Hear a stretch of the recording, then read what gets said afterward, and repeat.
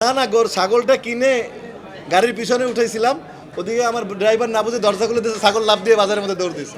আমার নাম যখন ছড়িয়ে পড়বে, আমার কাঁধের উপর ভর করে যদি কেউ কিছু ভালো কিছু করতে চায়, 2 টাকা ইনকাম করে, করুক না, কিছু কি যায় আসে। আমার প্রিয় জিনিসটাকে বিক্রি করছে আমার নাম দিয়ে, করুক না, হু কেয়ারস।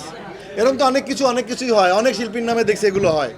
তো এগুলো তার প্রিয় জিনিসটি যদি প্রিয় নাম বলে উনি যদি ওনার দাম হাঁকিয়ে উনি বিক্রি করে উনি লাভবান হয়, হোক না।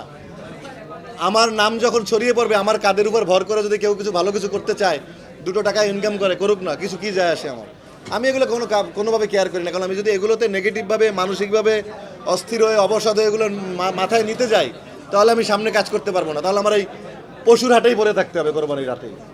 তো অতএব হু কেয়ার, যখন তুমি সামনের দিকে এগিয়ে চলবা, তোমার গাছে অনেক ফল হবে। সবাই এই লিচুর সিজনে রাজশাহী ছুটছে কেন? লিচু আর আম সংগ্রহ করতে।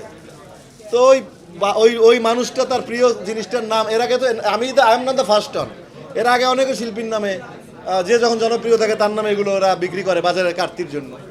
তো হু কেয়ার্স, তারা যদি ভালোর জন্য করে, হু কেয়ার্স। আমি এগুলো নিয়ে কেয়ার করি না, বদার করি না, তার ব্যাপার। না না ছাগলটা কিনে গাড়ির পিছনে উঠেছিলাম, ওদিকে আমার ড্রাইভার না বুঝে দরজা খুলে দিয়েছে, ছাগল লাফ দিয়ে বাজারের মধ্যে দৌড় দিয়েছে। পরে সেইটার পিছনে তো আমি দৌড়তে পারতেছি না, ড্রাইভার ছুটতেছে, গাড়ি স্টার্ট মেন রাস্তার উপরে।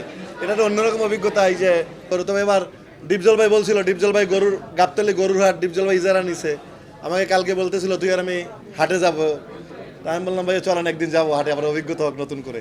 দেখা যাক যদি সময় পাই একদিন ডিপজল ভাইয়ের সাথে হাটে যাবো, ডিপজল ভাইয়ের সেই পশুর হাটে, যেহেতু ডিপজল